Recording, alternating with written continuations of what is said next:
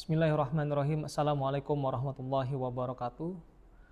Salam sejahtera untuk kita semua. Perkenalkan, nama saya Insinyur Ahmad Ali Syafi'i, STMT.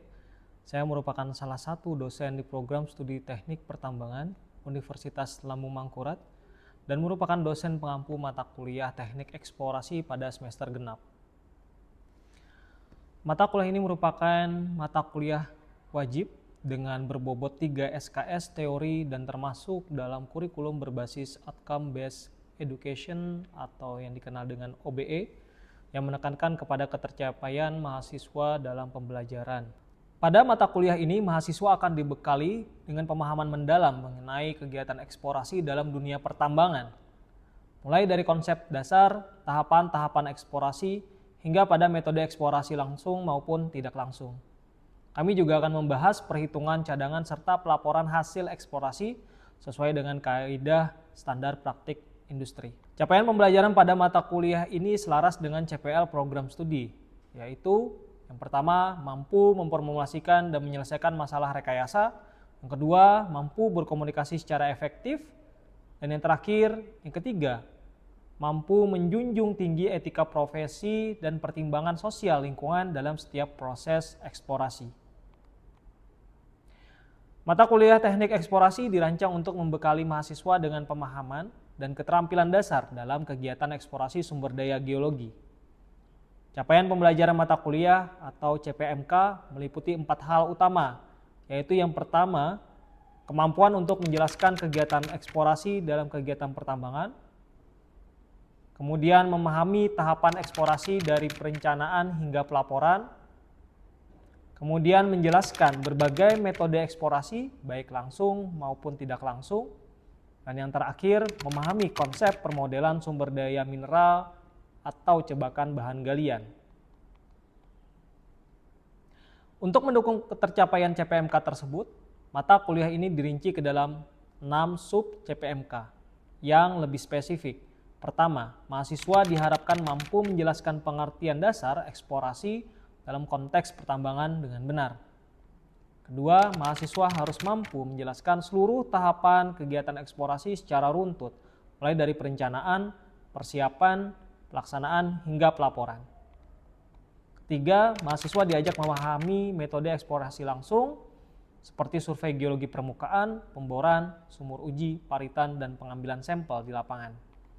Keempat, mahasiswa akan mempelajari metode eksplorasi tidak langsung yang mencakup teknik seismik, magnetik, geolistrik, gravitasi, well logging, dan geokimia. Selanjutnya, mahasiswa juga diharapkan mampu menjelaskan metode perhitungan cadangan dan membuat permodelan sumber daya mineral secara teknis dan akurat. Dan yang terakhir, mahasiswa diarahkan untuk mampu menyusun pelaporan hasil eksplorasi sesuai kaidah dan regulasi yang berlaku. Seluruh capaian ini akan membentuk kompetensi mahasiswa dalam merancang, melaksanakan, dan yang pasti mampu mengevaluasi kegiatan eksplorasi secara profesional. Metode penyampaian pembelajaran dalam mata kuliah teknik eksplorasi dirancang untuk mendukung pemahaman mahasiswa secara konseptual dan keterampilan aplikatif secara seimbang. Proses perkuliahan dilaksanakan secara tatap muka, terjadwal, yang dikombinasikan dengan pendekatan pembelajaran aktif seperti ceramah interaktif, case-based learning, serta collaborative learning. Ceramah interaktif digunakan untuk membekali mahasiswa dengan pemahaman teoritis dan prinsip dasar eksplorasi, sedangkan pendekatan studi kasus diterapkan untuk melatih kemampuan mahasiswa untuk menganalisis dan memecahkan permasalahan berbasis situasi langsung di lapangan. Interaksi dalam perkuliahan teknik eksplorasi dilakukan secara aktif melalui diskusi tatap muka, forum dalam jaringan, melalui sistem terintegrasi atau SIMARI, serta presentasi tugas individu maupun kelompok. Mahasiswa didorong untuk berpartisipasi aktif dalam setiap sesi pembelajaran, baik dalam bentuk tanya jawab, umpan balik, maupun kolaborasi studi kasus. Interaksi juga difasilitasi melalui konsultasi berkala dengan dosen, sehingga proses pembelajaran berlangsung secara dua arah dan mendukung pencapaian kompetensi secara menyeluruh. Penilaian dalam mata kuliah teknik eksplorasi dirancang untuk mengukur capaian pembelajaran secara menyeluruh melalui kombinasi berbagai komponen evaluasi.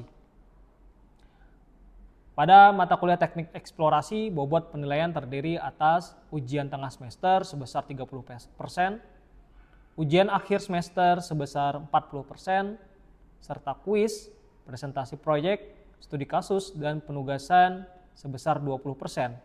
Sisanya 10% dialokasikan untuk menilai keaktifan mahasiswa dalam diskusi kelas, partisipasi di forum dalam jaringan, dan kontribusi dalam kerja kelompok.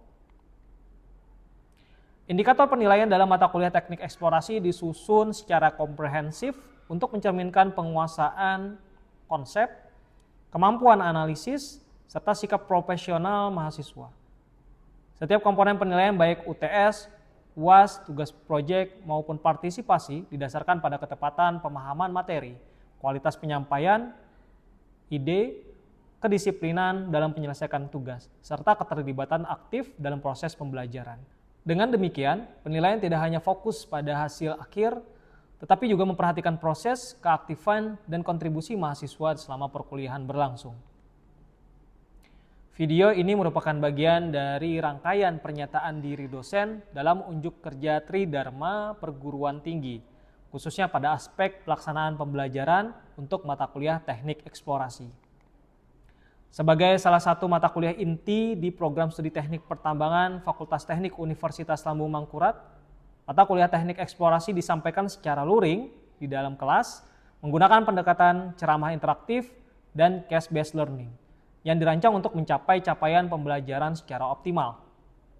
Selanjutnya, mari kita saksikan cuplikan video pembelajaran yang memperlihatkan interaksi langsung antara dosen dan mahasiswa dalam suasana kelas yang aktif, kolaboratif, dan berorientasi pada penguatan kompetensi eksplorasi. Bismillahirrahmanirrahim. Assalamualaikum warahmatullahi wabarakatuh. Waalaikumsalam warahmatullahi wabarakatuh. Selamat pagi rekan-rekan mahasiswa sekalian, apa kabar? Sehat ya? Sehat, Pak. Sehat, alhamdulillah. Baik, kita hari ini memasuki pertemuan kedua untuk mata kuliah teknik eksplorasi di semester 4, semester genap gitu ya. Jadi teman-teman yang sudah berada di semester 4 bisa mengambil mata kuliah ini. Kemudian sebelum kita memasuki kuliah, sebaiknya kita berdoa terlebih dahulu menurut ajaran dan kepercayaan kita masing-masing. Berdoa dipersilakan.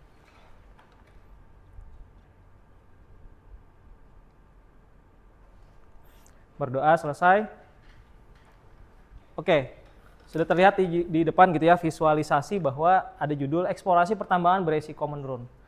Ini banyak hal, banyak faktor gitu ya teman-teman ya sebelum kita memasuki mata kuliah inti bahwa eksplorasi ini sangat bergantung dengan parameter-parameter yang berubah-ubah gitu, fluktuatif.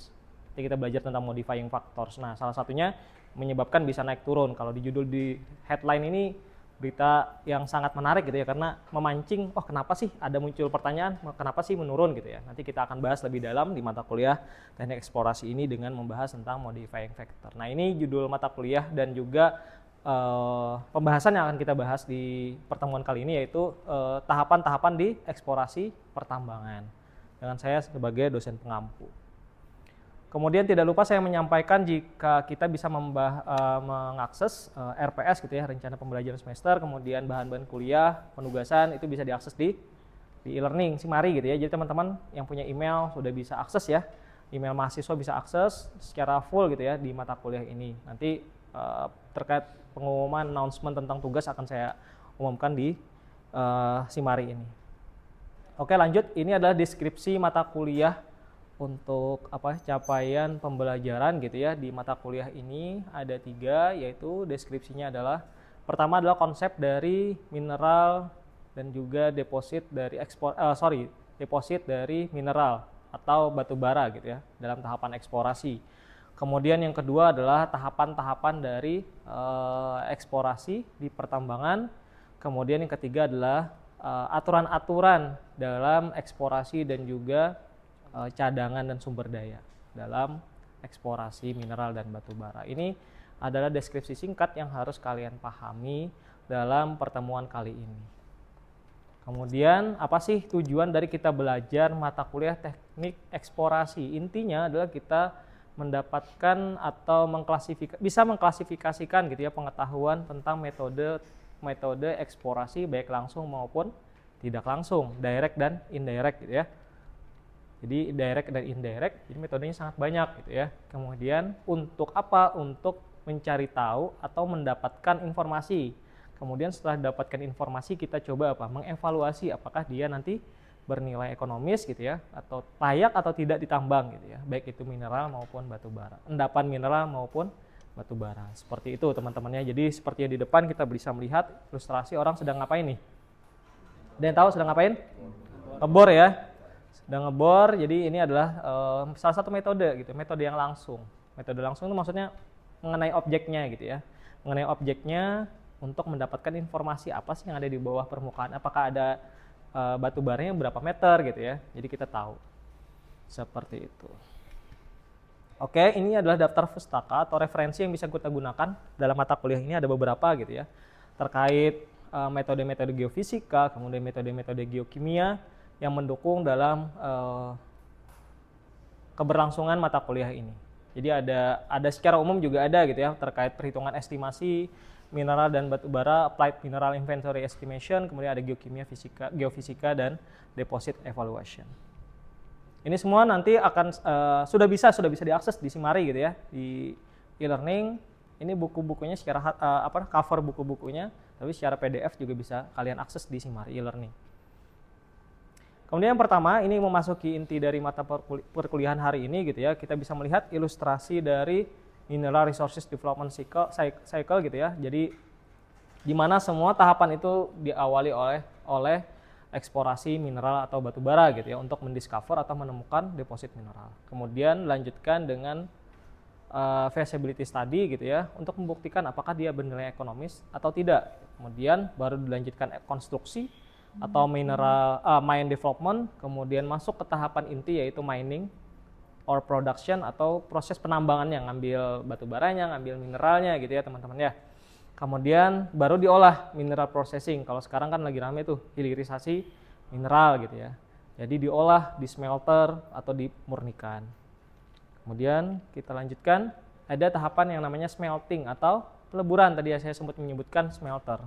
Refining, pemurnian gitu ya, tahapan lebih lanjut dari smelter. Kemudian marketing, setelah kita olah gitu ya sesuai dengan permintaan pasar atau permintaan konsumen, maka kita menentukan penjualannya kemana cocoknya, atau sesuai request mau jual kemana nih batu bara atau mineralnya gitu ya, produknya seperti apa. Dan diikuti dengan closure. Closure ini penutupan tambang. Kalau kita lihat secara umum di ilustrasi ini gitu ya, ini lebih mendetail sebenarnya dari lebih umum sebenarnya dari penjelasan yang saya sampaikan. Jadi ada tahapan eksplorasi, menempuh waktu berapa lama gitu ya, kemudian ada environmental assessment, perizinan dan lain-lain, regulasi, lanjut ke konstruksi, operation yang memakan waktu yang sangat lama gitu ya, intinya itu 10-30 tahun dan bisa diperpanjang. Kemudian closure diikuti dengan reklamasi dan juga monitoring pasca tambangnya. Dan perlu diingat teman-temannya bahwa reklamasi itu tidak hanya di ujung gitu ya, di ujung kegiatan penambangan, tapi dia juga mengikuti tahapan dari operation. Jadi misalkan 20 tahun atau tahapan 15 tahun operation berjalan atau produksinya tambangnya berjalan, bisa diikuti dengan proses reklamasi, memulai reklamasi gitu. Penanaman bibit gitu, atau revegetasi gitu ya. Jadi bisa tidak menunggu di akhir, di ujung gitu ya, baru dilakukan reklamasi seperti itu. Oke, ini adalah tahapan dan juga resiko. Kemudian investasi yang ada di industri pertambangan. Kita bisa lihat gitu ya, ada beberapa kurva di sini gitu ya. Ada kurva resiko dan juga kurva investasi secara kumulatif dari awal kegiatan sampai akhir. Kita bisa lihat resiko geologi itu paling tinggi adalah di awal kegiatan eksplorasi. Sedangkan kurva investasi akan mulai meninggi gitu ya, di awalnya rendah di tahapan eksplorasi, kemudian meninggi di tahapan menjelang dia produksi sampai di akhir gitu ya, di pengolahan. Kenapa? Karena padat modal untuk aktivitas pertambangan atau industri pertambangan itu di proses penambangannya, di proses peleburannya gitu ya, karena padat padat modal, kemudian memerlukan banyak teknologi, memerlukan banyak karyawan. Sedangkan kenapa sih namanya resiko geologi itu di awal gitu? Karena kita berspekulasi, banyak spekulasi, dan juga kita mencari tahu endapannya ini bernilai ekonomis atau tidak gitu. Itu di awal gitu. Gambling istilahnya ya. Kita sebagai orang tambang gambling di awal apakah jebakan mineral atau batu baranya ini bernilai ekonomis dan bisa dijual. Makanya resiko geologi tinggi. Bisa gagal 50-50 atau bisa sukses gitu ya, berhasil. Jadi bisa berhasil. Kalau berhasil kan bisa lanjut nih ke proses selanjutnya. Nah, jadi penyelidikan awal tuh paling riskan terhadap kegagalan gitu ya, ataupun keberhasilan jika memang berhasil. Bahwa kalau berhasil bisa dilanjutkan gitu ya ke penyelidikan yang lebih detail, kemudian ada studi kelayakan. Setelah dibuktikan dengan feasibility study gitu ya bahwa ini komersil nih, berhasil gitu ya, bisa lanjutkan dengan development, proses produksi dan juga terakhir adalah pengolahan seperti itu. Sampai sini ada pertanyaan dulu teman-teman? Ada yang ditanyakan? Jika ada silakan tanyakan. Ya, silakan Indra. Perkenalkan sebelumnya nama saya Indra, Pak. Ingin bertanya, kan yang kita tahu bahwa eksplorasi itu suatu studi yang mempelajari tentang pencarian, identifikasi sama penilaian potensi dari suatu endapan kan, Pak ya? Ya. Dan di situ dalam menilai potensi suatu endapan kita harus mengetahui estimasi dari sumber daya dan cadangan. Nah, apakah dalam metode perhitungan estimasi sumber daya dan cadangan itu juga termasuk ke dalam studi eksplorasi atau ada studi khusus yang mempelajari akan hal tersebut, Pak? Oke, terima kasih banyak Indra atas pertanyaannya. Untuk studi khusus memang ada, tetapi kalau ditanya apakah eksplorasi itu mempelajari tentang perhitungan cadangan dan juga sumber daya dan cadangan, iya. Tapi kalau studi khususnya memang ada gitu, lebih spesifik. Tapi kita orang-orang eksplorasi, orang-orang tambang juga pastinya mempelajari di awal. Karena itu salah satu tahapan yang masuk di sini Indra. Jadi kalau perhitungan sumber daya cadangan itu masuknya harusnya di studi kelayakan. Karena tadi ada komersialisasi, viability-nya gitu. Viability-nya, apakah dia bernilai ekonomis atau tidak. Nilai ekonomis itu didapatkan dari mana? Dari perhitungan endapannya kan. Apakah dia tebal atau kualitasnya bagus, secara kuantitas dia tadi tebal misalkan, atau dia panjang gitu ya, lebar gitu endapannya misalkan untuk batu bara. Nah, itu termasuk dan kita pelajari. Nanti kita belajar tentang klasifikasi sumber daya dan cadangan ya Indra ya. Terima kasih atas pertanyaannya. Baik, untuk tahapan di slide selanjutnya ada tahapan dan pengambilan keputusan dalam kegiatan eksplorasi. Ini juga tentu mengikuti ya, mirip-mirip dengan slide sebelumnya, bahwa di sini kita bisa melihat pengeluaran tadi ya, saya berbicara tentang investasi. Di sini akan lebih fokus ke investasi yang dikeluarkan. Kalau kita lihat gitu ya kurvanya, maka akan semakin naik gitu ya. Kayak saya katakan tadi padat modal di daerah development hingga produksi gitu ya. Tetapi menurun, cenderung relatif akan lebih menurun gitu ya, seperti jurang gitu ya di tahapan rehabilitasi. Karena kita sudah tidak membutuhkan banyak modal gitu ya. Karyawan juga sudah mulai berkurang gitu ya. Udah mulai dikurangi, kemudian teknologi juga semakin dikurangi gitu ya. Hanya fokus ke rehabilitasi atau reklamasi tadi ya. Jadi di sana produksinya karena sudah bahan galiannya sudah over gitu ya, sudah berakhir, sudah mulai habis, menipis gitu ya. Jadi sudah mulai berkurang. Nah, kalau kita lihat di sini di penyelidikan awal tidak terlalu banyak padat modal. Karena kenapa? Karena kita hanya menyelidiki hal-hal yang lebih regional, kemudian di detail mulai nih kurvanya naik gitu ya, kurva investasi. Kenapa? Karena di sini kita memerlukan banyak hal. Nah, teknik eksplorasi itu mengcover hal-hal di dalam sini gitu ya. Di dalam penyelidikan detail ini terkait misalkan penyelidikan mapping, survei gitu ya. Kemudian ada di sini misalkan sampling, pengambilan sampling, permodelan endapan dengan pengeboran misalkan logbornya seperti apa, tebal batu baranya. Kemudian perhitungan dan evaluasi cadangan tadi yang Indra tanyakan bahwa memang sudah tercover di penyelidikan awal hingga nanti ada feasibility study yang membuktikan bahwa ini layak, lokasi ini atau daerah ini, area ini bisa ditambang nih dan dia bernilai ekonomis untuk tahapan selanjutnya. Misalkan lanjutkan development atau konstruksi seperti itu teman-teman ya. Kemudian di sini disampaikan bahwa ada grid density dan jarak antar data peningkatan keyakinan geologi. Ini kita akan bahas di SNI nanti terkait perubahan sumber daya menjadi cadangan seperti itu. Ini ada kemudian yang warna merah-merah, ini titik pengambilan keputusan. Jadi keputusan yang penting sebenarnya adalah di studi kelayakan. Di studi kelayakan ini ada dokumen gitu ya, dokumen studi kelayakan, dokumen FS. Jika dokumennya memenuhi syarat gitu ya, bisa sudah dilakukan penambangan dengan persyaratan-persyaratan sudah dipenuhi gitu ya, regulasi-regulasi penuhi. Seperti itu. Kita lanjutkan ya.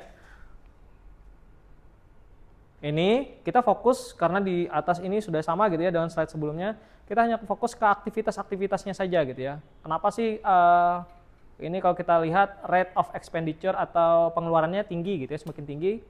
Karena tadi saya katakan bahwa teknologi yang kita gunakan sampai ke tahapan operation itu mulai banyak gitu ya. Tadi terutama di teknik eksplorasi ini kita menggunakan banyak teknologi atau studi gitu ya. Pertama, literatur review itu sangat umum gitu ya dilakukan. Kita belajar tentang informasi-informasi umum, misalkan di daerah Kalimantan Selatan atau daerah penelitian di daerah di mana kita mencari suatu endapan, diketahui misalkan endapan batu baranya berformasi warukin atau dahor gitu ya, secara umum saja di peta geologi. Kemudian ada literatur review, field visit, kita mengunjungi lapangan, survei lapangan langsung gitu, nyari singkapan misalkan outcrop di mana gitu. Kemudian baru kita setelah ketemu misalkan kita yakin, kita baru misalkan menggunakan pemetaan remote sensing, gimana tutupan kanopinya, tutupan vegetasinya di daerah tersebut gitu ya. Kemudian kita bisa ngambil sampel air, kemudian bawa instrumen geofisika, ngecek undergroundnya seperti apa secara dangkal. Kemudian bisa juga kita menambahkan tadi ya pengeboran secara detail gitu ya, kalau kita udah benar-benar yakin. Kemudian bisa juga test pit, trenching dan lain-lain gitu ya, tergantung bahan galian atau endapan yang mau kita cari gitu ya. Dan terakhir itu akan titik puncaknya adalah di mine development gitu ya, karena tadi membangun infrastruktur membutuhkan padat modal. Terakhir di mining mendatangkan banyak alat berat gitu ya dan karyawan tentunya untuk melakukan proses produksi. Dan klasifikasi ini terbagi menjadi dua gitu ya, untuk sumber daya menjadi tereka atau inferred, kemudian ada tertunjuk atau indicated, kemudian terakhir adalah terukur atau measured. Kemudian untuk cadangan terklasifikasi menjadi dua, ada terkira atau probable dan juga terbukti dan proven gitu ya, proven. Dan tertunjuk di sini bisa dikonversi jika keyakinan geologinya atau modifying factors-nya sesuai gitu ya. Tertunjuk bisa berubah menjadi terkira gitu ya. Kemudian keyakinan geologi ini terkait dengan sejauh mana kita memahami tentang endapannya atau lingkungan pengendapannya, atau tentang lokasi di mana sih terdapat endapan batu baranya gitu ya, terkait ketebalan, terkait kompleksitas geologi, terkait apalagi ya pemborannya, titik bornya berapa jauh, misalkan jarak spasinya. Yang membedakan secara inti adalah cadangan dengan sumber daya adalah di cadangan itu diperhitungkan dilusi dan juga losisnya ketika kita nambang gitu ya, pada saat penambangan.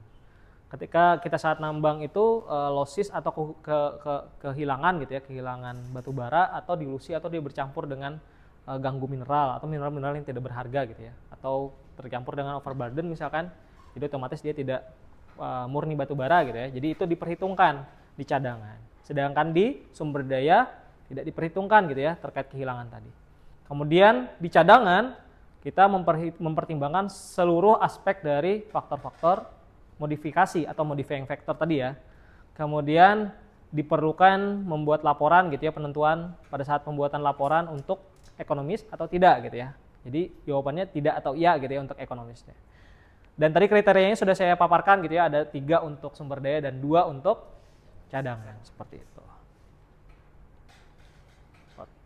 Ini adalah ilustrasi konsep sumber daya dan cadangan gitu ya. Jadi ada orang ilustrasinya ada yang belum mancing, juga sudah ada yang mancing gitu ya. Untuk measured resources ini measured itu apa? Terukur gitu ya, terukur, sumber daya terukur. Jadi ilustrasinya sudah ada bahan galiannya gitu ya, sudah tahu berapa banyak. Kalau di sini kita lihat ikannya berapa banyak di kolam, udah tahu nih, tapi belum diambil gitu ya. Kita masih di jalan, masih proses menuju proses ngambilnya. Nah, beda halnya dengan ilustrasi selanjutnya, itu probable dan proven reserve. Antara resources dan juga reserve sudah berbeda tadi ya.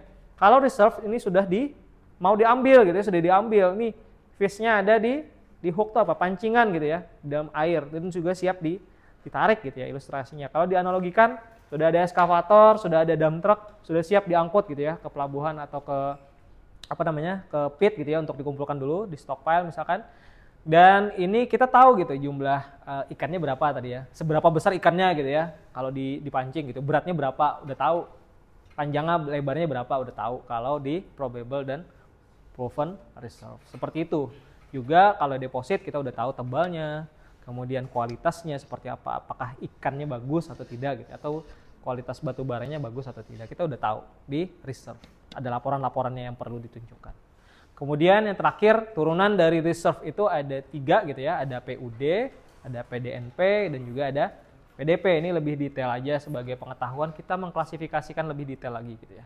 Kalau yang pertama in situ reserve, dimana tadi ikan-ikannya atau analoginya ikan ada di air gitu ya, dan juga ada di jala dan siap dipancing, tapi belum kita apa-apain gitu ya, belum kita ambil yang benar-benar dipindahkan gitu ya, kita masih posisinya di pit atau di tambang gitu ya. Kemudian PDNP, mulai nih batu bara atau di sini analoginya ikan mulai dimasukkan ke bot atau ke kapal atau ke perahu gitu ya. Kalau ditambang artinya bahwa batu bara itu udah mulai diambil gitu ya, dikeruk, digali menggunakan ekskavator misalkan, kemudian dimuat ke dump truck, kemudian dipindahkan. Nah itu termasuk mineable reserve. Dan kemudian produk akhirnya apa gitu ya, ada namanya marketable reserve. Jadi setelah diangkut, diolah gitu ya, dan disajikan gitu ya, baru itu dinamakan marketable.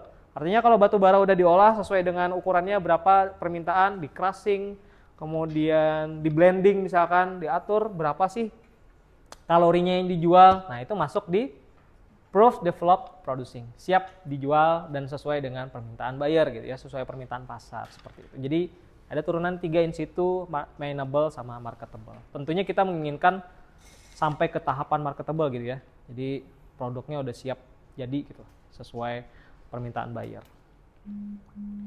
Dan yang terakhir, kesimpulannya apa sih inti dari kegiatan eksplorasi itu ada 3 gitu ya, keywordnya. Pertama ada finding, kemudian finding ini menemukan atau discovery, kemudian proving atau pembuktian gitu ya, kemudian terakhir mengevaluasi atau evaluatif.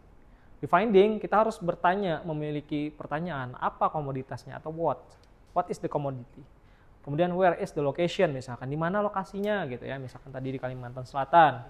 How, bagaimana bentuknya gitu ya, bagaimana how is the deposit gitu ya, bagaimana depositnya, bentuknya, kontinuitasnya, kualitasnya, itu perlu diuji. Makanya di sini provingnya membutuhkan apa, keilmuannya, teknik eksplorasi gitu ya. Teman-teman tambang harus bisa di sini memprove, atau tingkat keyakinannya ada tadi di teknologi tadi ya, kalau di modifying factor. Kemudian terakhir evaluating, terkait tadi pertanyaan temannya, yaitu bagaimana Pak, apakah masuk perhitungan sumber daya cadangan? Iya, masuk. Baik, begitu ya pertemuan kita pada materi kedua di teknik eksplorasi, yang sudah membahas tentang tahapan-tahapan eksplorasi mineral maupun batu bara di industri pertambangan. Jadi minggu depan kita akan, insya Allah akan kembali bertemu. Tentunya kita akan membahas tentang metode direct exploration, dan juga bagaimana metode-metode itu digunakan baik di industri pertambangan batu bara maupun mineral gitu ya teman-temannya. Kemudian sebenarnya ada penugasan untuk di mata kuliah ini, untuk pertemuan kedua nanti bisa diakses di e-learning di Simari ya, untuk pengumumannya dan juga cara pengerjaannya semua ada di e-learning Simari. Silahkan diakses. Untuk itu saya cukupkan perkuliahan pada sesi hari ini. Semoga teman-teman bisa mendapatkan banyak hal, terutama pelajaran tentang bagaimana tadi eksplorasi itu digunakan gitu ya, dan juga perbedaan dari resources dan juga reserve.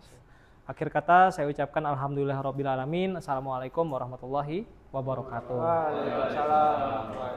Selamat siang.